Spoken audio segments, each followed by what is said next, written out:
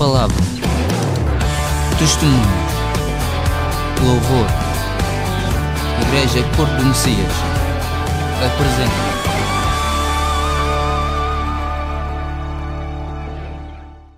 O título da mensagem é Ministros da Graça com um talento. Amém? Estamos? Se vocês me ajudarem, e porque tenho uma pessoa muito dotada nos computadores e fez uma reprise daquelas do Amém e ficou lá uma gravação que fica dá a imagem de muitos cordeirinhos e tal. Jesus Cristo é o pastor, amém? Vou tentar não dizer tanto amém, para não soar tanto evangelástico.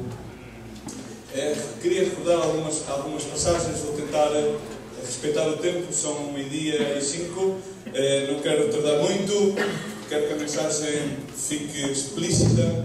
Vivemos em tempos históricos, todos os tempos marcam um marco na história, mas vivemos em tempos especiais, nos quais as mensagens que recebemos através dos média, da televisão, do jornal, e realmente no qual a situação deste mundo se assemelha exatamente àquilo que dissemos Jesus Cristo quando compartilhou os seus apóstolos como princípio das dores, no qual se levantariam guerras, no qual haveriam desastres climatológicos, no qual podemos definitivamente, ao ligar a televisão, ao ler os jornais, comprová-lo que passa cada vez mais, inclusive no nosso país, que temos dentro da Europa um clima muito privilegiado, vemos as amplitudes térmicas a terem uma amplitude jamais vista. No mesmo dia podem estar 4 graus e podem estar 15 graus.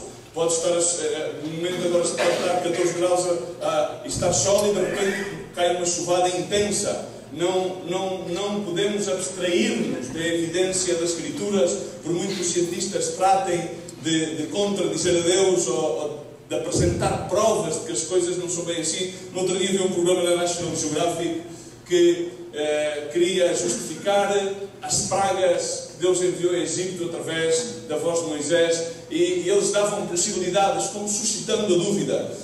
Temos que entender que, primeiramente, a palavra de Deus ensina-nos que os filhos de Deus, para os quais Ele enviou o seu Filho unigênito, João 3,16, para que todo aquele que nele creia não seja condenado, não pereça, mas tenha vida e vida eterna. Não somos deste mundo, pertencemos ao reino dos céus. Amém? É uma base muito importante para que entendamos. Peregrinos, somos peregrinos nesta terra, ensina-nos a palavra de Deus. E como peregrinos nesta terra devemos estar atentos à mensagem do Espírito Santo à Igreja, porque eu e tu somos a Igreja. Não são as denominações que são a Igreja.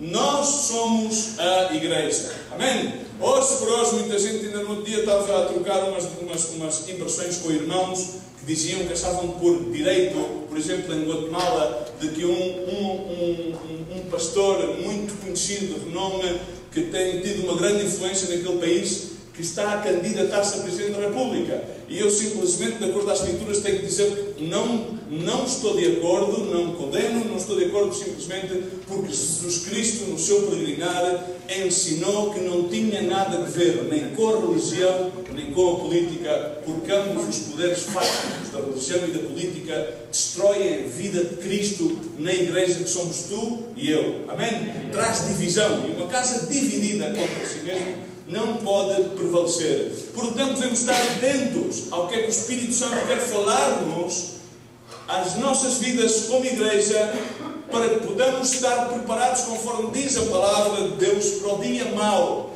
para o dia no qual aquilo que nós damos como uma sociedade estruturada deixa de estar estruturada, porque as estruturas económicas, sociais, políticas começam a ruir. Começamos a dar-nos conta que cada vez mais existem homens corruptos no nosso seio. Cada vez começamos a dar conta que nem inclusive o homem que aparentemente deveria ser um ministro da graça não é bem um ministro da graça, porque não vai de acordo exatamente às Escrituras. Enfim, há bastantes coisas que nos podem muitas vezes levar a afastar-nos de Cristo. Uma delas é a religião, principalmente, e outra é a política. E é muito fácil que nós possamos cair nas tramas da religião. Não é sobre isso que eu quero falar. Quero falar que todos, como igreja, somos chamados para ser ministros da graça, mas temos que entender o talento que Deus deposita em nós.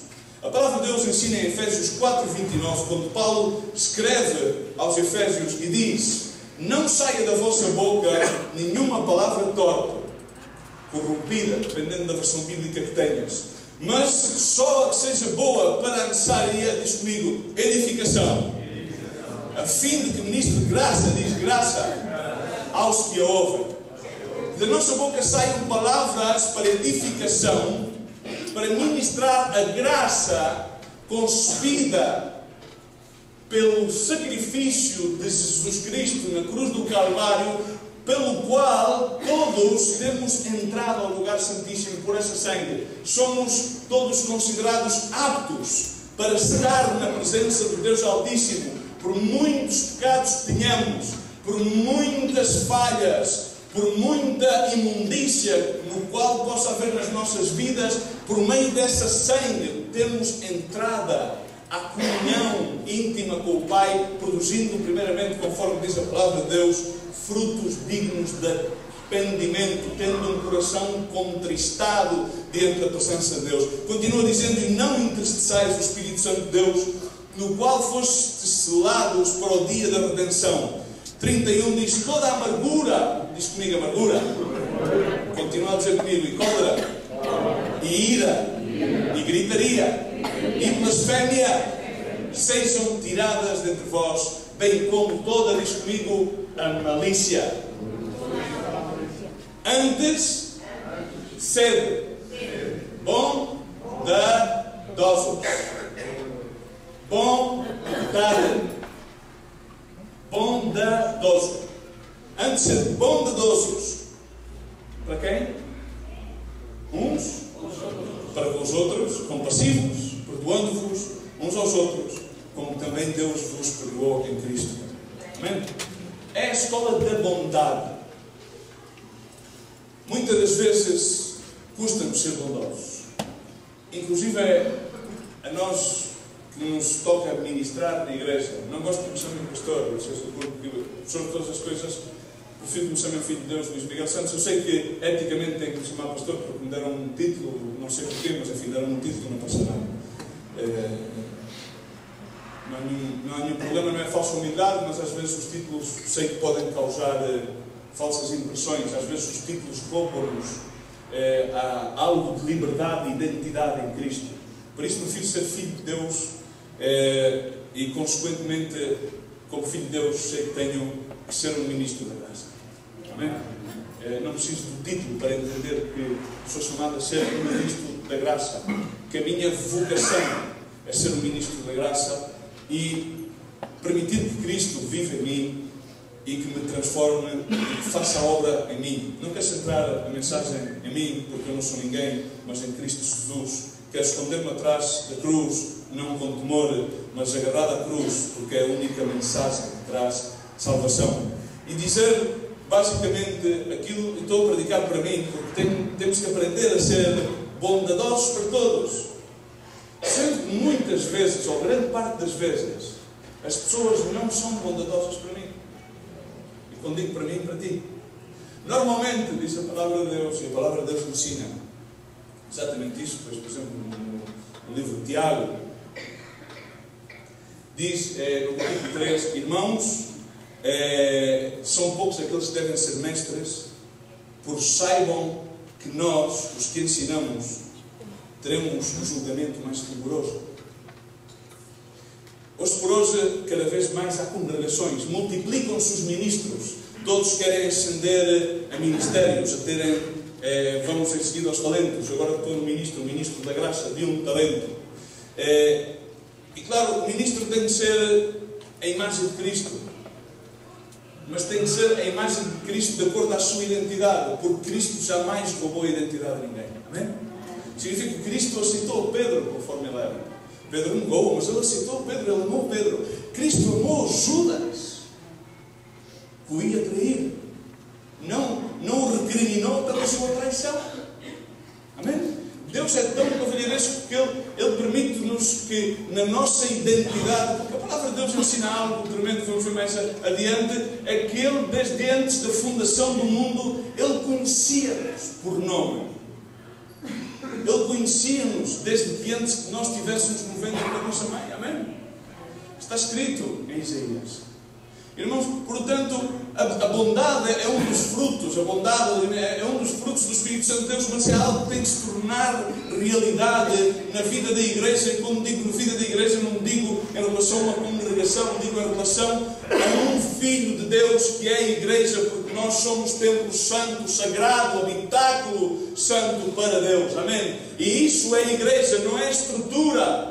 Tenha-nos vendido uma imagem de igreja que não é a igreja. Tu és a igreja e eu sou a igreja. E se eu entendo qual é a vocação da igreja, se eu entendo qual é o talento que Deus depositou em mim, então Deus fará a obra em mim e através de mim alcançará aqueles para os quais fomos chamados. E Ele morreu na cruz do Calvário. Amém? Por isso, a igreja primitiva, a igreja novo testamentária, a qual quem fundou? Quem fundou a igreja do Novo Testamento? Alguém poderia aclarar uma questão? Quem a fundou? Jesus Cristo. Há muitos que dizem que foi Pedro, há muitos que dizem que foi Paulo. Jesus Cristo fundou-a. Jesus Cristo juntou-se com os seus discípulos e fundou e chamou-lhes apóstolos. Está escrito em Marcos 3, em Marcos 6, em tantas passagens do Evangelho. Ele aí fundou a sua igreja e começou a levantar discípulos. Irmãos, mas eu não quero fugir do foco. Nós temos que aprender a ser bondadosos e torna-se difícil. Sabes porquê? Porque normalmente, às vezes, pessoas dizem: e tal, isto de ser ministro, de ser pastor, é porreiro, abrem-se portas, é bom. Tá? E eu digo: não. Ao contrário, o poder estar no anonimato e fazer a obra de Deus e a obra de Deus em nós e Deus fazer a obra através de nós é muito mais maravilhoso do que estar em evidência. Porque quando tu estás em evidência, predispostamente, o juízo que emitem sobre ti é muito maior. E a palavra de Deus o mesmo diz, porque estamos postos a um maior juízo. E está a falar no juízo por vir. Amém? E, irmãos, às vezes é difícil. Porque toda a gente temos expectativas das demais pessoas. Somos a nossa natureza humana pecaminosa. Diz a palavra de Deus que nós temos uma natureza caída. Vem desde a natureza de Abraão, que desobedeceu aos mandatos de Deus. Amém? Deus fez-nos à sua imagem e semelhança para que nós pudéssemos estar em comunhão íntima, sagrada com Ele. Despidos, tal qual conforme nós somos, sem termos que pôr qualquer tipo de aparência religiosa, mas tal qual como nós somos, para que Ele nos possa transformar, diz a palavra de Deus, de glória em glória. Agora, irmão, muitas das vezes é difícil ser bondoso. E sabes o quê? Estou-te a falar como ministro do Evangelho. É difícil porque as pessoas são demasiado cruéis para ti. Pedem muito de ti. Muito. Irmãos, um ministro não é Deus. Um pastor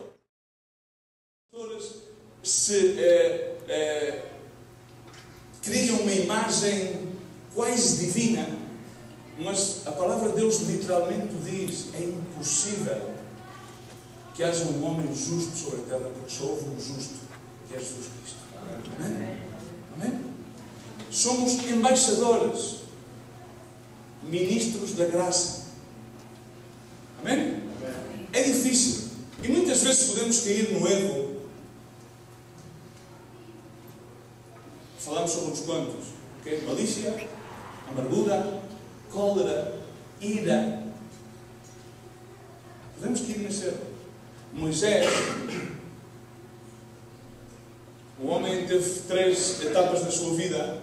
Numa das etapas da sua vida no deserto de Midian foi chamado para libertar o povo hebraico da escravidão do Egito à liberdade e à promessa de Deus. E ele não tinha muitos talentos. Tinha tido uma muito boa educação, uma muito boa formação, porque foi educado como um príncipe. Amém? Às Às vezes o conhecimento pode ser um inimigo da obra de Deus nas nossas vidas. Não digo, não creio que seja muito importante tirar um curso teológico, creio que seja mais importante conhecer a Cristo. E depois de conhecer a Cristo, então, poder esquadrinhar bastante bem as Escrituras. Tendo a Cristo, então, Cristo, o seu Espírito de verdade, o Pai dos Espíritos, conforme diz a palavra de Deus, revelará-nos toda a verdade. Amém?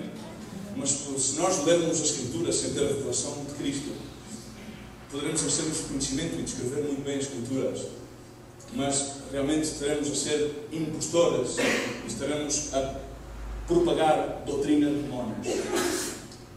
E a doutrina de demónios tem fulcro no género humano, porque a nossa carne, a nossa sabedoria humana é quê? Carnal, animal e diabólico.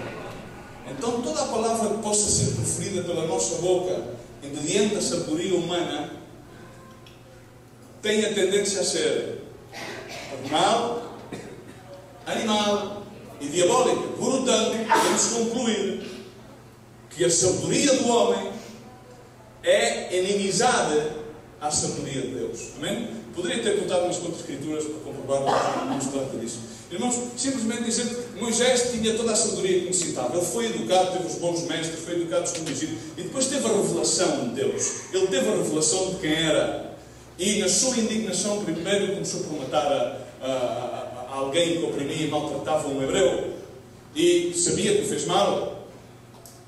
Ainda não tinha recebido os 10 mandamentos. Amém? Ainda não tinha recebido a revelação do Monte de Sião. E o que é que ele fez? O que é que ele fez? Ajuda-me, assim terminamos mais rápido. O que é que ele fez? Escondeu o egípcio, não foi? E no outro dia, voltou a sair como príncipe de Egito, no seio, indignado no seu interior, cheio de ira e de cólera, por ver que o povo hebreu, o seu povo, estava a ser mal tratado. Mas, no entanto, encontrou entre o seu povo duas pessoas que tinham uma diferença entre elas.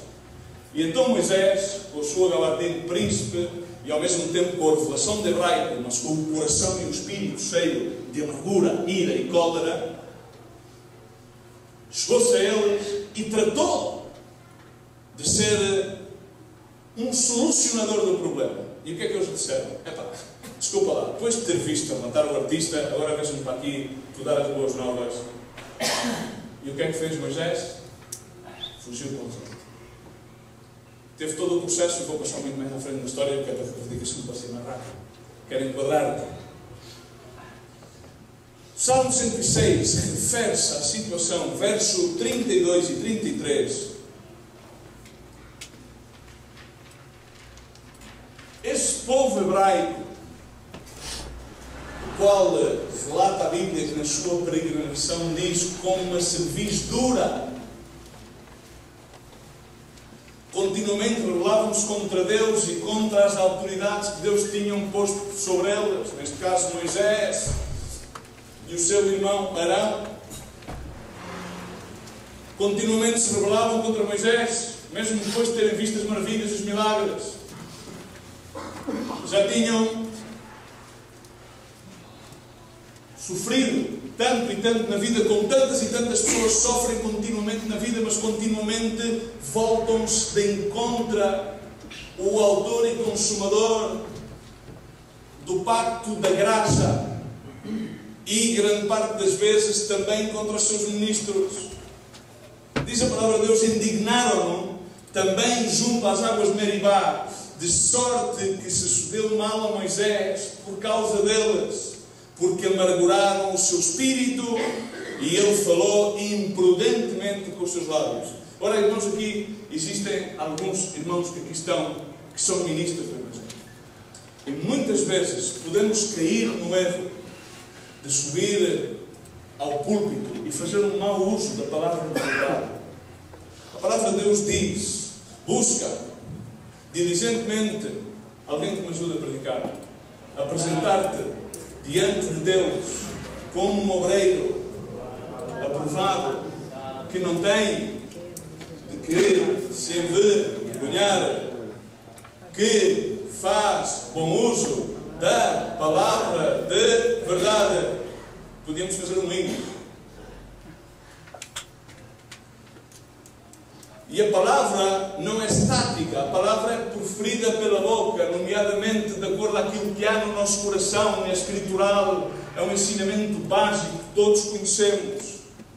E Moisés se amargurou, porque aquele povo tinha uma servidura e muitas das vezes o povo resiste à revelação de Cristo. Muitas das vezes as pessoas resistem à revelação da palavra de Deus. Muitas das vezes as massas resistem à salvação, à dádiva da vida feita por Cristo, selada por Cristo Jesus com a sua sangue na cruz do Calvário. E muitas das vezes nós podemos correr o perigo de subir a um púlpito ou de pregar o Evangelho de tal forma indignados e amargurados que possamos perder a herança da promessa.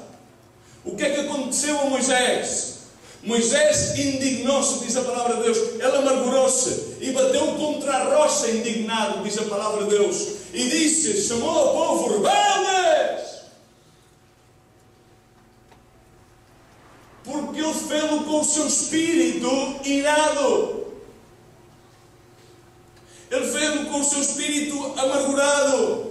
Ele falou amargurosamente pelos seus lábios contra o povo. Esse foi o povo que Deus nos chamou para conduzir. Esse foi o povo que Deus chamou a Moisés para conduzir. No entanto, ele estava a perder o talento essencial.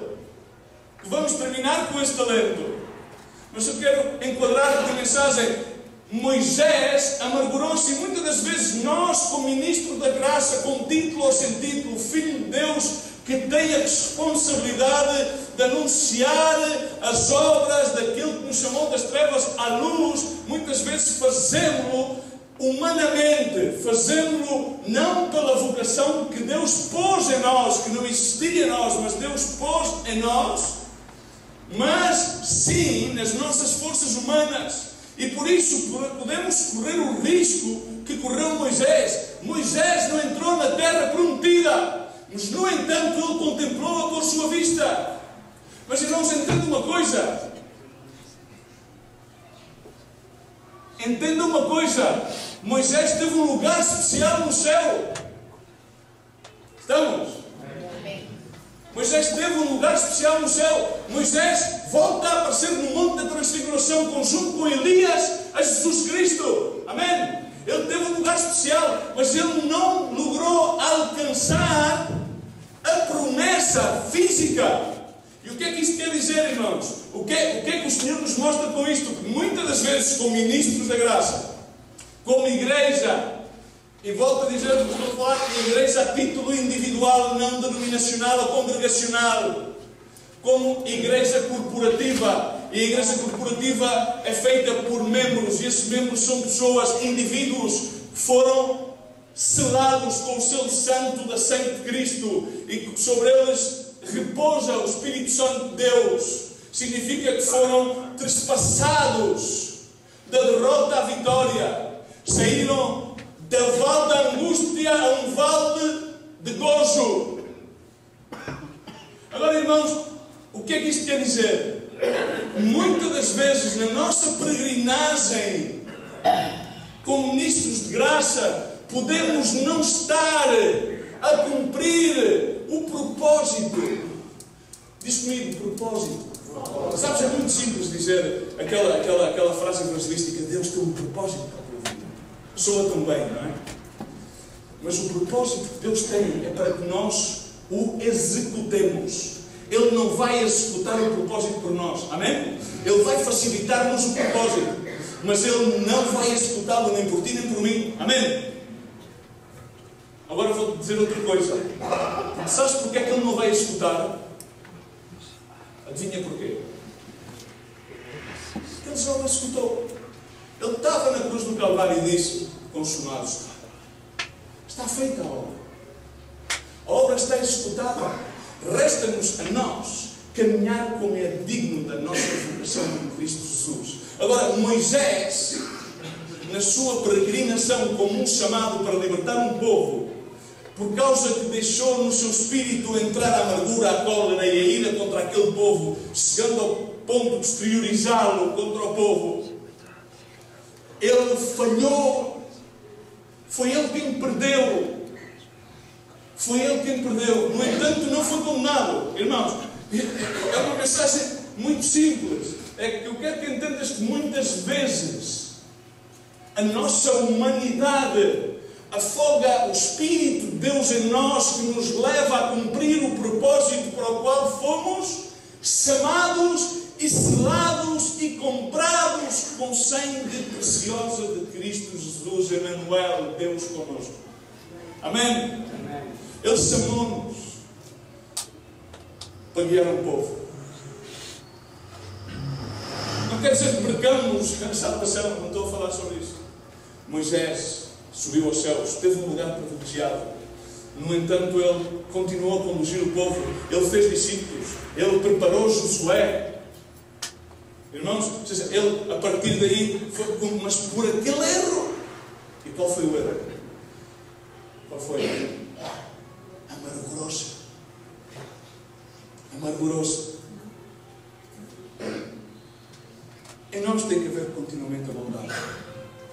E como filhos de Deus temos que olhar para dentro de nós. É muito fácil olhar para os demais. É muito fácil olhar para os outros e dizer: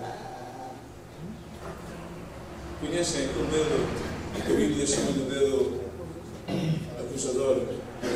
Não faz assim, nem assim, como o Santo Pai está a faz na janela de São Pedro que faz.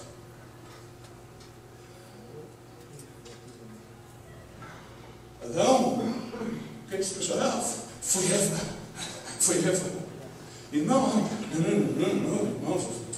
Quem me causou este problema não foi a minha mulher, não. Não é por causa das circunstâncias, é por causa da crise. Tomemos responsabilidade como igreja, como filhos de Deus, para serem bondadosos, para que não percamos a oportunidade de cumprir o propósito de Deus nas nossas vidas. Sabes, o maior exemplo da igreja está escrito em Provérbios 31. A mulher é a igreja. Deus vem buscar a sua noiva. E normalmente é compartido sempre Provérbios 31 como uma imagem da mulher virtuosa. E está a falar a mãe de Lemuel, mais bem que está a falar Deus através da mãe de Lemuel, a dar um conselho à igreja de como ela deve ser. A imagem da igreja virtuosa, a imagem da igreja no qual a identidade é Cristo, a imagem da igreja que termina, por exemplo, antes de chegar ao fim, simplesmente vou ao verso 25: a força e a dignidade são os seus vestidos. Ri-se do tempo vindouro, venha o que venha, encara-o com alegria, porque a alegria do Senhor é a nossa força. Encara com alegria aquilo que está por vir, com alegria. A crise, alegrem-se. Alegrem-se os seus santos, porque Deus está conosco. Amém? E se Deus é conosco, então quem vem contra nós? Estas palavras não podem ser palavras vazias, ocas. Têm que ser vividas, têm que sair da vida do Espírito que está em nós. Têm que sair por esse talento que muitas vezes nós não entendemos. Devemos falar bondade. Diz então a seguir: abra a sua boca com sabedoria, e o ensino da bondade, de benevolência, está na sua língua. Amém? Esta é a igreja ensina bondade, a igreja ensina benevolência, a igreja promove a paz, no vínculo de paz. Amém? A paz seja convosco, disse Jesus Cristo quando entrou com os seus discípulos, depois de ter ressuscitado, depois que Maria lhe tivesse dito que aquele estava vivo, e eles estavam atemorizados por causa que os soldados andavam à volta e estavam fechados naquela habitação. E Jesus Cristo chegou a ele e disse: a paz seja convosco. E uma igreja que tem a Jesus tem paz. Uma igreja que tem a Jesus olha para o futuro vindouro, apesar de que possa ter algum tipo de turbação ou de provação, fala com alegria, porque sabe que a alegria do seu Deus é a sua força, tem paz no seu interior. Amém? O Espírito de Deus é muito maior do que o espírito humano carnal que habita em nós. Porque, irmãos, Paulo termina por dizer isto aos Colossenses quando diz: se realmente vocês foram ressuscitados em Cristo, capítulo 13 de Colossenses, simplesmente apontado e dando mais tarde em casa, pensai nas coisas de cima e não nas da terra. Caminhamos na da terra, mas temos que pensar com a mente de Cristo. Temos de ter o sentir, muitas vezes dizemos: aqui há 2 ou 3 nomes, aqui está a presença de Deus. Não, lamento dizer-te, mas em muitas das nossas reuniões não está Cristo. Em grande parte das igrejas não está Cristo. Sabes porquê? Porque a nossa avaliação da igreja de Cristo não é a mesma avaliação que Deus tem da igreja. Muitas das vezes as pessoas pensam que a igreja de Cristo é aquelas super, hiper, mega igrejas que têm 5 mil, 10 mil, um grande estéreo, uma banda super eloquente que faz um CD por semana ou 2, faz DVDs, ganha os tops. Não. Isso são os padrões do mundo. Jesus Cristo ensinou-nos que nós não somos deste mundo. Ok? Irmãos, eu não digo que andemos na nuvem, mas simplesmente que vivamos a verdade, que não nos queiramos imiscuir das Escrituras, não queiramos adaptar as Escrituras ao mundo contemporâneo. Amém? Temos que entender isto. Temos que, nessa graça, benevolentemente, tratar de convencer a todo o homem. Porque esse é o princípio do ministério. Tratar de apresentar todo o homem perfeito a Cristo. Foi o que Paulo disse. Ele sofre as minhas aflições, ele tinha as suas aflições, diz a palavra em Colossenses também, que ele tinha as suas aflições, ele sofria as suas prisões, mas fazia tudo por amor a Cristo, contudo que ele tinha que cumprir a sua peregrinação, apresentar todo o homem perfeito a Cristo. Este é o propósito da igreja. Queres saber qual é o propósito da tua vida? Esse é o propósito. Seres um embaixador de graça, para que possas apresentar as vidas perfeitas. Como? Com um talento. Não com muitos. Vivemos numa sociedade e vivemos numa igreja evangélica contemporânea que quer fazer de nós multifacetados. No nosso ministério muitas vezes corremos o erro de pedir às pessoas mais para o que elas podem dar, e elas só podem dar aquela cota que Deus lhe deu. Eles vão aumentando aquela cota na medida que vão crescendo na graça em Cristo. Não podem crescer por lei, não podem crescer por imposição. As pessoas não podem dar aquilo que não têm. Não podemos subir a um púlpito a pedir às pessoas que deem o dinheiro que não têm. A igreja veio para servir. Jesus Cristo ajoelhou-se aos pés dos seus discípulos e serviu-lhes, lavou-lhe os pés. Lavou os pés ao traidor e ensinou-lhes que esta era uma das missões da igreja. Este é um dos caracteres de Cristo. Benignamente traído, amaldiçoado, ele servia sem ter qualquer amargura no seu espírito. Não nos deixemos amargurar na nossa peregrinação. Revistamos-nos do vínculo de paz e de amor. E que a paz de Cristo, conforme dizia Paulo aos Colossenses, domine os nossos corações. Domine. Diz comigo. Domine. Que a paz de Cristo domine o teu coração. Domine o espírito. E que a palavra de Cristo abunde ricamente.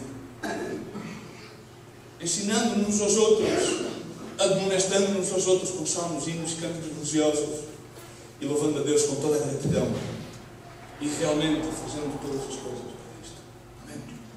Mas no início aprendamos a não pedir mais que o que as pessoas podem dar, porque podemos estar a entrar num campo humano, e a doutrina humana na igreja é a doutrina de demónios. Promove ao diabo, promove à divisão, não promove o Espírito de Cristo. O Espírito de Cristo é unidade, é salvação, é redenção, é perdão, é reconciliação, é amor, é paz. E tudo reduz só a um talento. Tínhamos o mesmo sentir que é Cristo. Quando dizemos, onde estão 2 ou 3 juntos, unidos com o mesmo sentir. E qual é esse sentimento? Descreve o Filipenses, caros irmãos amados, prezados. Haja em vós o mesmo sentido que houve em Cristo. Não se aferrou a quem ele era, ou que ele sabia, aos anos que levava na igreja. Não se aferrou ao ser o Deus vivente. Ele sofreu. foi cuspido, maltratado, chicoteado, vituperado, maldito. A religião aborreceu, o poder político não teve valor para socorrer a religião. O poder imperialista, o poder capitalista daquele então, o imperialismo é nada mais nada menos que a figura do capitalismo de hoje em dia, não pôde opor-se à religião. A religião pôde mais. E eles disseram, pois olha, façam vocês o julgamento de acordo às vossas tradições. E cumpriu, diz a palavra de Deus, porquê? Porquê cumpriu Jesus Cristo morte e morte de cruz? Pelo quê? Pelo supremo gozo que lhe estava proposto. Ele entendia, precisamos de uma igreja que possa olhar para a frente e ver o que está por diante e assumir o gozo proposto pela vocação de Cristo.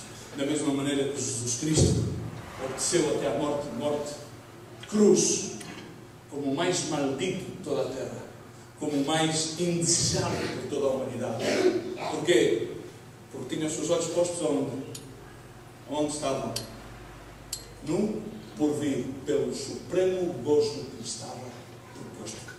Ele não vivia de acordo aos padrões deste mundo. Eu não quero uma igreja que viva de acordo aos padrões deste mundo. Eu quero uma igreja que respeite as autoridades deste mundo. Viva de acordo ao que é imposto pelas autoridades, porque a palavra de Deus ensina que devemos respeitar as autoridades deste mundo. Mas Ele quer uma igreja, quer uma pessoa. E a igreja é uma pessoa que viva de acordo aos padrões do reino dos céus, aos padrões do porvir. Ele quer uma igreja que se interrogue e diga sim, e depois da morte do quê? Não podemos, muitas vezes falamos, há livros incríveis sobre isso, ou seja, um dos livros mais impactantes sobre a morte, sobre a dor, é um livro de C.S. Lewis. É impactante. É impactante. Hoje por hoje saem os irmãos em cima dos púlpitos e dizem: não tenham medo da morte. Sim, a minha alma está salva. Mas irmão, não quero confessar, eu não quero. E tenho inquietações em relação à morte. E isso não me faz de mim ter menos fé ou mais fé. Temos que desmistificar as coisas. Deus não é místico. Deus é Deus. É soberano. Nisto de graça, com um talento, Mateus 25, e terminamos, penso eu, durante o tempo, então começo a chegar aos 42 minutos do meu cronómetro, Mateus 25, 14, e vamos entrar no talento. Porque assim como um homem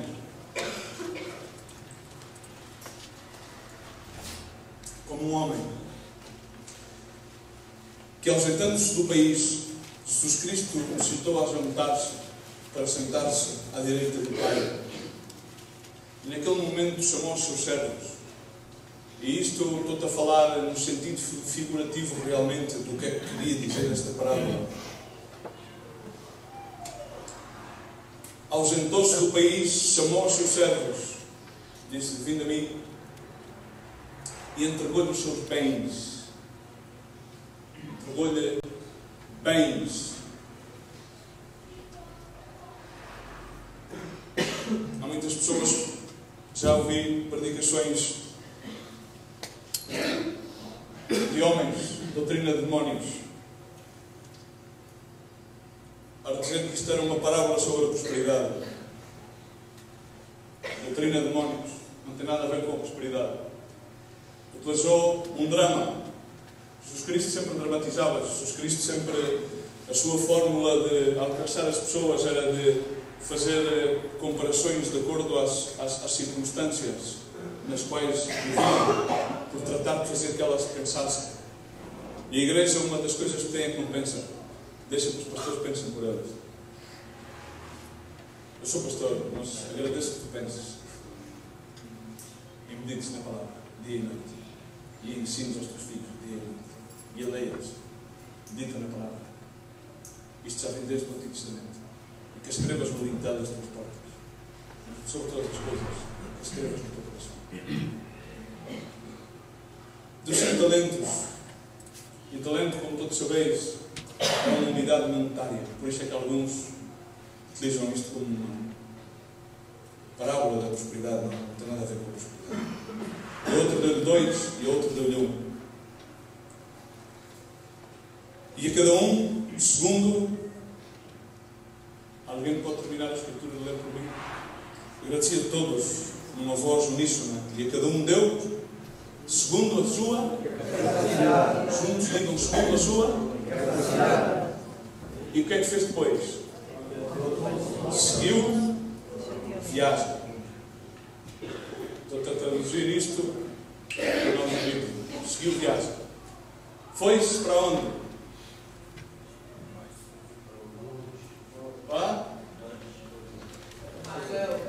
O céu. Foi sentar-se à direita do Pai. Jesus Cristo aqui fala acerca de si próprio. Ele está a falar acerca de si próprio. Ele está a falar acerca da sua peregrinação. Falámos com o Ministro de Graça, falámos sobre a peregrinação de Moisés. Falámos que somos peregrinos na terra. Amém? Estamos de acordo? Podemos dar um amém forte? Amém? Somos peregrinos nesta terra. Somos ministros de graça. Devemos promover a bondade, ser bondadosos, evitar a amargura, evitar a ira, evitar a cólera, apagá-la com o amor de Cristo, apagá-la com um talento. Vamos entrar no talento, não no euro. Amém? Não na oferta, não no dízimo, não. Num talento indispensável, que aquele servo que recebeu o talento. E agradeço que tenham a vossa Bíblia aberta em Mateus 25, porque assim terminamos prontamente e não vos roubo mais de 10 minutos do vosso precioso tempo.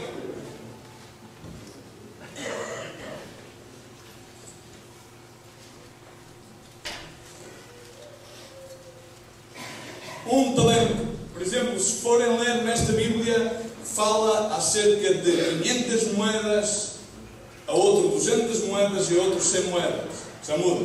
É sempre bom ter mais que uma Bíblia. Hein? Um talento. 5 talentos. 2 talentos. Okay? Os 5 talentos sei o que é que são. Os 2 é aqueles que ainda não consegui a revelação realmente do que são. Os 5 sei que está a referir aos ministérios. O ministério que é apostólico, mestres, pastorado, evangelístico e profético. São os 5 mistérios, os 5 talentos. Okay? Então, disse que este homem, que é Jesus Cristo, foi, deixou os seus discípulos, deixou a sua igreja e disse-lhes: aqui vos dou 3, como fala de 3 homens, Trino, Pai, Filho e Espírito Santo. A Escritura sempre nos confirma. Trino, Pai, Filho e Espírito Santo. E conforme a capacidade de cada um daqueles homens, a grupa toma 5 talentos, 5 ministérios. Os 2 não posso identificar porque não tenho a revelação de Deus, e se não o tenho, depois não te posso dizer, lamento. Espero que possivelmente tu a possas ter. E o último talento. Claro, a palavra de Deus relata que, então, mais tarde, e agora, teologicamente fala da vinda de Cristo. Quando Cristo vier, virá como ladrão pela noite. Virá exatamente da mesma maneira que veio a primeira vez. Nasceu numa manjedoura. E foi cerca da meia-noite. Cerca da meia-noite. Veio toda a noite. Virá da mesma maneira. Virá da mesma maneira. Porque aquilo que foi, diz a palavra de Deus, será. O futuro é sempre uma imagem do passado. O Novo Testamento é uma completa imagem de tudo aquilo que passou no Antigo Testamento. Amém? Então, irmãos, ele estava a falar sobre si próprio, não estava a falar sobre a prosperidade. Quero que sentes isto, quero que tenham nota disto. Não permitem que vos enganem para sacar-vos dinheiro para a religião vã e falsa doutrina de demónios. Não permitam.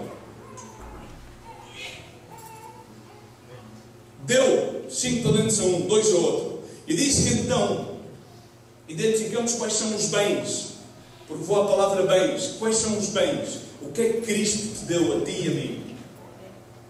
Vá lá, vamos, que é para ver se estes 10 minutos correm rápido. Rápido. O que é que Ele deu? Quais são os bens? Bens, fala em plural, bens. O primeiro bem foi a vida. Porque antes de vires a Cristo, embora estivesses vivo, fisicamente estavas morto. E se não viestes a Cristo ainda, lamento dizer-te, não estás num carro fúnebre. O primeiro bem que Ele dá é a vida. Qual é o segundo? De graça deu a sua natureza divina. Despojou-se da sua natureza divina para ministrá-la à humanidade corrompida. São os bens, fala a palavra de Deus. Ora, estes bens, quero que tu entendas que são apresentados como uma unidade monetária de talentos. Os 5 são os 5 ministérios que Ele deposita na igreja. E o repara e resulta, se tu fores ler a parábola inteira, que aquele homem que multiplicou os 5 foi e frutificou. E realmente aquilo que Deus quer fazer na nossa vida é frutificar. João 15, vós sois a vide. E vem o agricultor que vem a podar a vide, vem a fazer o seu trato à vide, para quê? Para que a vide leva muito. É aqui que eu pus-vos para que vaiais. Diz comigo, vaiais. Não é uma igreja estática. É uma igreja que se move pelo Espírito Santo de Deus. Não é uma igreja que precisa que o pastor se levante e diga: irmão, tenho uma palavra profética que vais de missioneiro. Não. Aquela pessoa tem um chamado de Cristo e diz: eu vou de missioneiro. Deus chamou-me para levar a sua glória às nações. Eu sei. Não foi preciso que o pastor me tivesse dito. E então há sempre uma empatia, porque normalmente Deus confirma sempre a coisa a mais que uma pessoa, sempre minimamente a 2 pessoas. Deus confirma a sua palavra, Deus confirma a sua profecia, sempre 2 vezes, minimamente. Muitas vezes mais, mas minimamente 2 vezes. Então Ele deu esta dádiva. Este homem foi e frutificou. Nós estamos postos como ministros da graça que, através da bondade do ministério de paz, do ministério de apresentar as boas novas do Evangelho, possamos frutificar. E que a nossa peregrinação seja enfocada não em frutificar economicamente, também faz falta e também é necessário, mas a sermos prósperos em ganhar almas, ou por sua vez roubar as almas que o diabo tem cativos, para que as possamos apresentar no altar de graça de Cristo, aqui a dizer-te com os talentos que tu me destes. Isto agora apresento diante de ti, porque segundo a nossa avaliação, uma igreja próspera é uma igreja que tem miles, é uma igreja que tem mega, ultra, e é aquilo que impacta as nossas emoções. Jesus Cristo não está interessado nas nossas emoções, Ele está interessado em salvar-nos dela. Está interessado em salvar-nos das nossas emoções. Por isso é que Ele veio a salvar a nossa alma. A minha predicação pode não ser muito emocionante. Não quero que ela seja muito emocionante. Quero que ela seja verdade. Quero que ela tenha doutrina essencial para que possa servir de bênção para a tua vida e que tu a possas receber. Agora, irmãos, e já termino. Esta já é uma mensagem mais elástica do já termino. Normalmente os pastores quando dizem já termino é sempre desviado.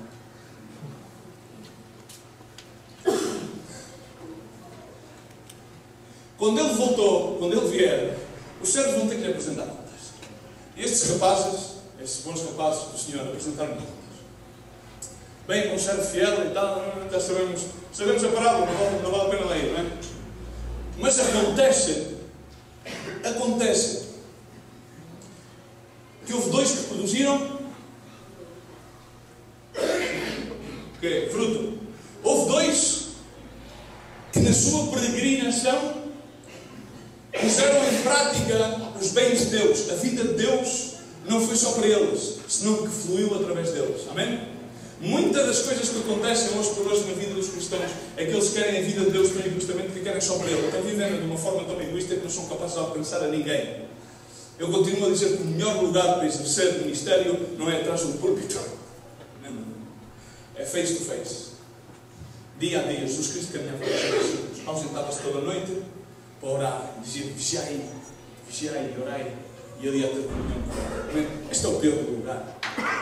Aqui, este é um lugar de juízo. Tu estás a emitir um juízo sobre aquilo que eu estou a preferir, e também Deus o emitirá. Não vos façais muitos de vós mestres, porque tenham melhor para nós. E isto não digo que no anel do Bispado, glória a Deus por isso.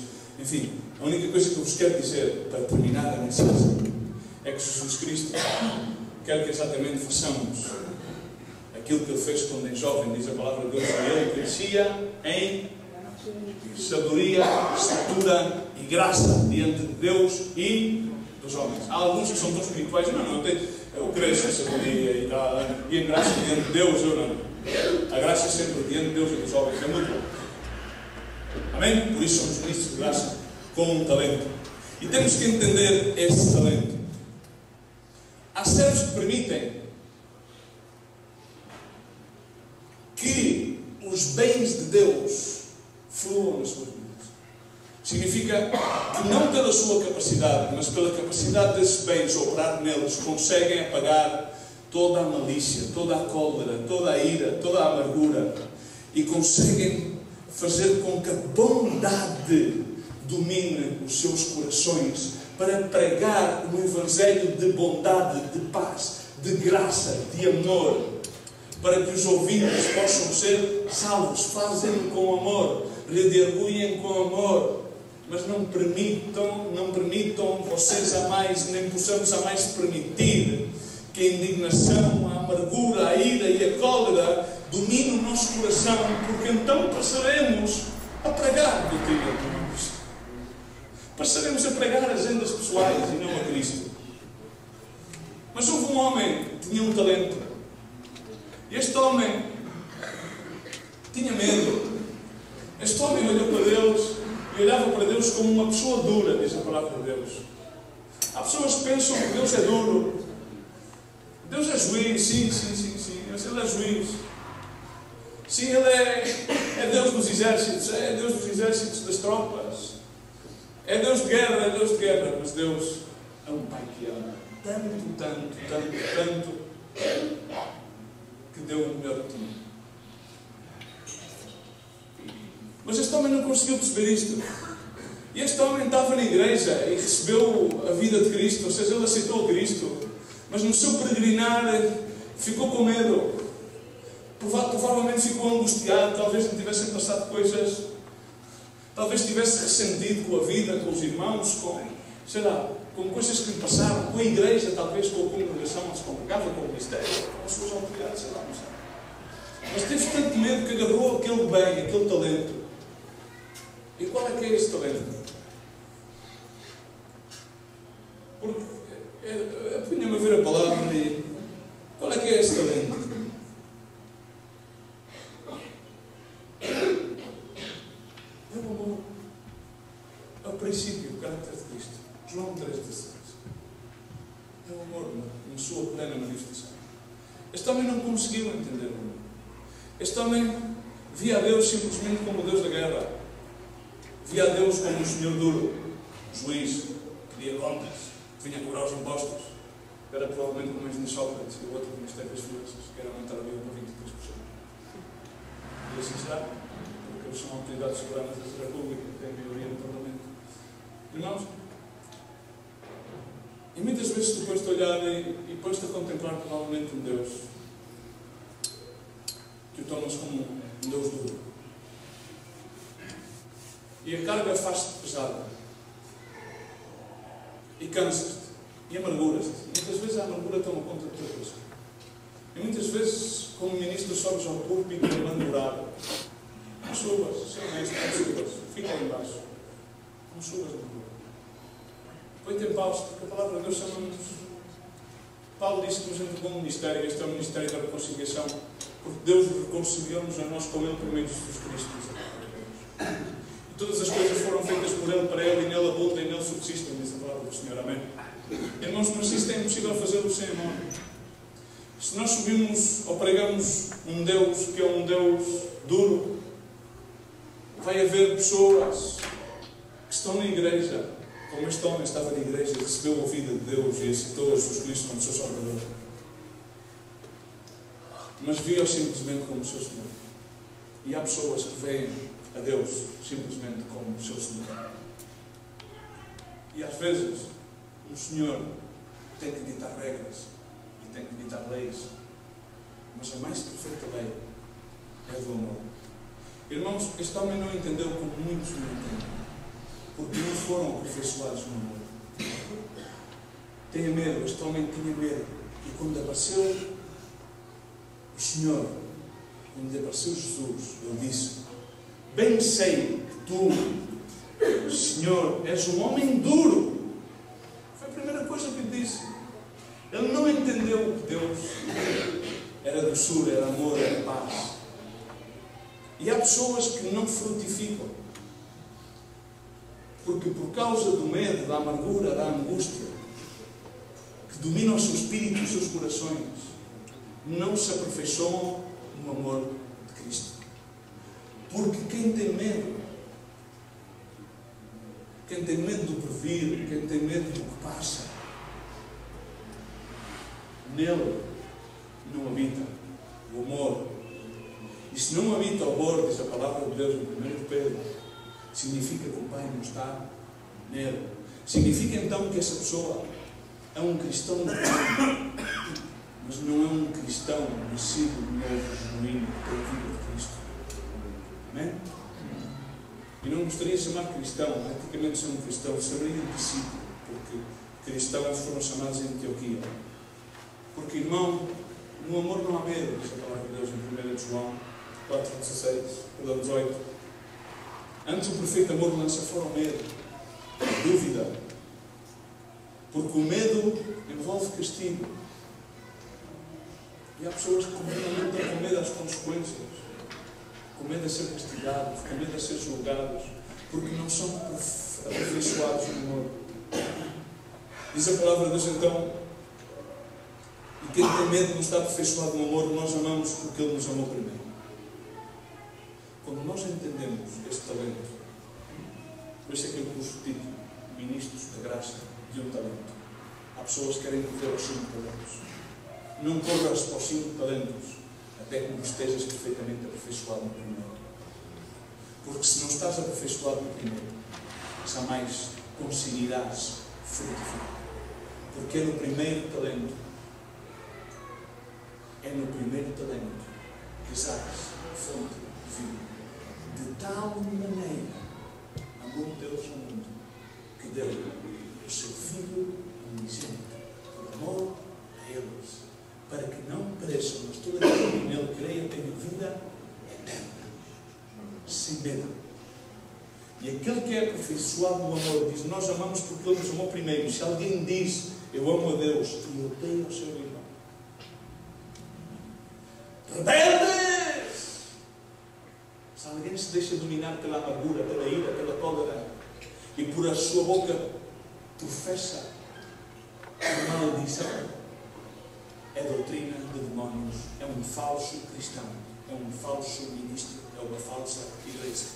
Não tem qualquer relação pessoal com Deus. Quando entendemos este dom,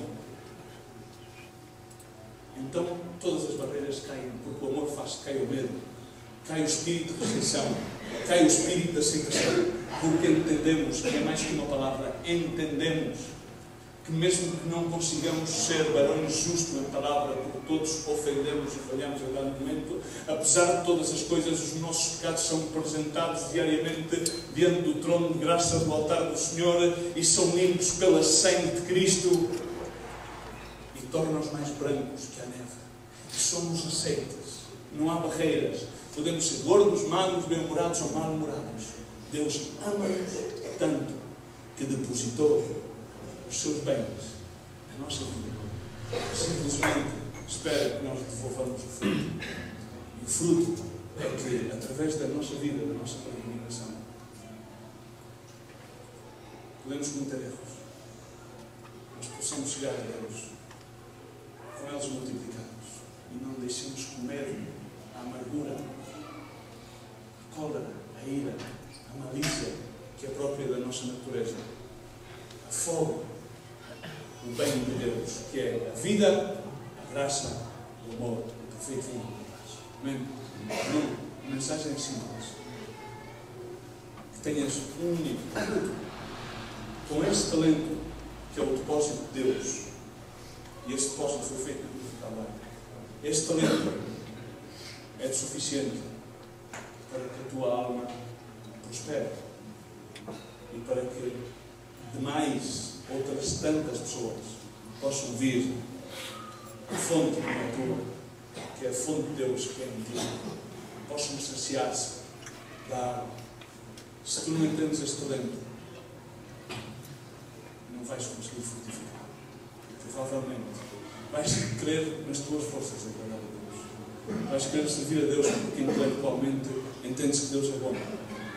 Mas isto não é manifesto no teu coração. Não é manifesto nas tuas ações. Não é manifesto para com as relações que mantens, para com os pontos que fazes com os irmãos.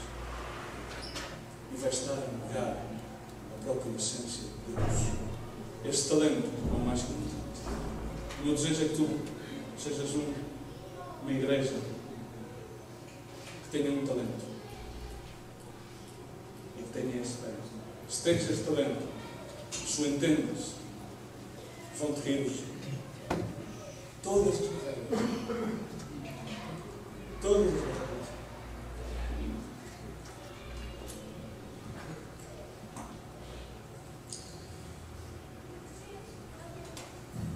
E o reino dos céus vai se estender no reino das trevas. Vai se dissipar na tua vida, queridos. Não foste todos para agora.